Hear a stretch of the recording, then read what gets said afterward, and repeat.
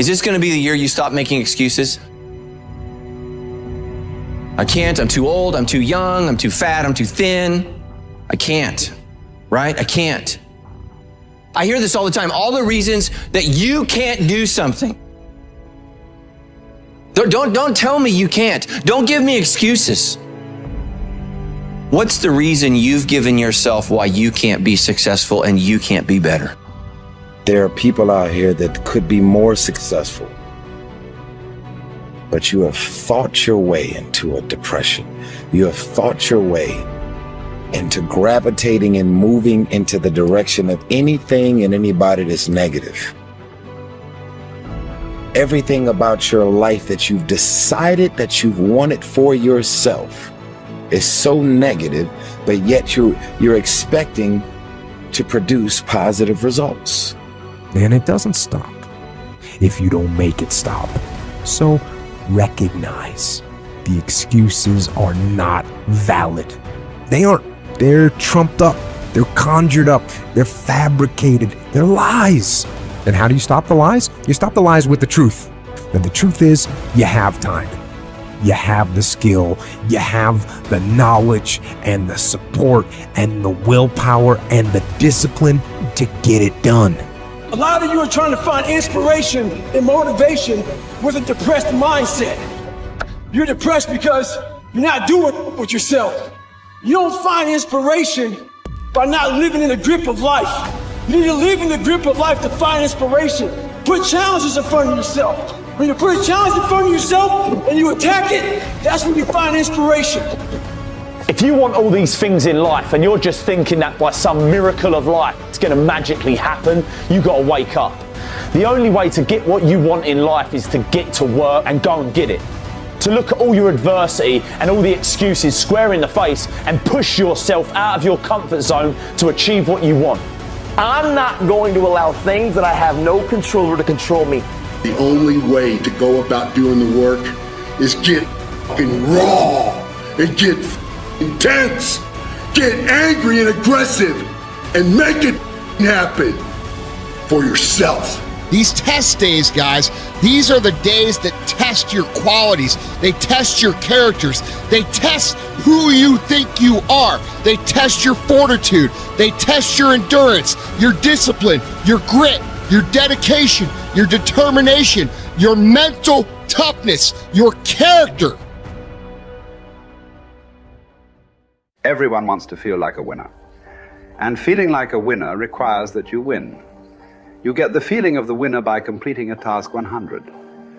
When you do this repeatedly, eventually you develop the habit of completing the tasks that you begin. When this habit of task completion locks in, your life will begin to improve in ways that you cannot today imagine.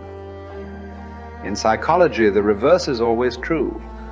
The incomplete action is a major source of stress and anxiety. In fact, much of the unhappiness that people experience is because they have not been able to discipline themselves to follow through and complete an important task or responsibility. If you have ever had a major assignment that you have been putting off, you know what I am referring to. The longer you wait to get started on an assignment and the closer the deadline approaches, the greater stress you experience. It can start to keep you up at night and affect your personality.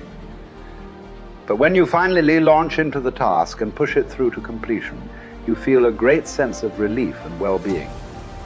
It is almost as if nature rewards you for everything that you do that is positive and life-enhancing.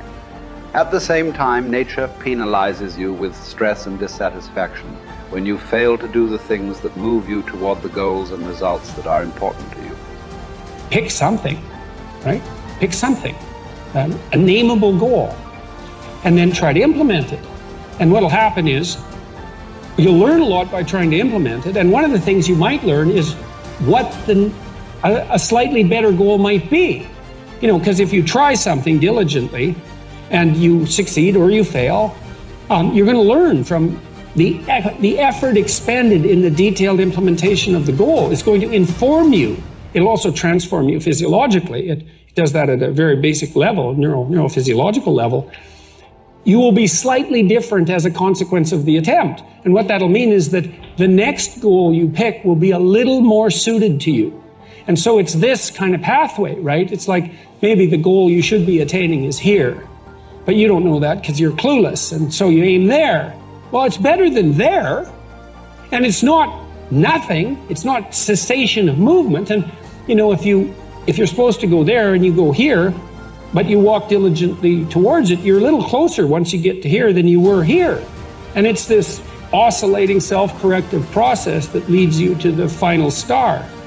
And you have to be willing to engage in erroneous experimentation to manage that, but it is a self-correcting process. And so one of the things I always talk to my clients about is, well, let's try something, you know, and we'll reserve to ourselves the right to alter our trajectory. And then I would use as a corrective there, because you might say, well, how do you know when you're not just giving up, right? Instead of thinking maybe you need a different goal. And I would say, well, you can, if you're really concerned about your proclivity for self-deception, you can enter into a contract with yourself that you won't replace any goal you've set with a goal that's easier. And so you can switch your goal, but it has to be a little harder so that you check yourself against that tendency to withdraw and avoid and be self-deceptive. And that works like a charm. And if you do that with some degree of diligence, your goals will get better and more attainable, and you'll get happier too, because you don't experience happiness except in relationship to a goal. And that's really worth knowing.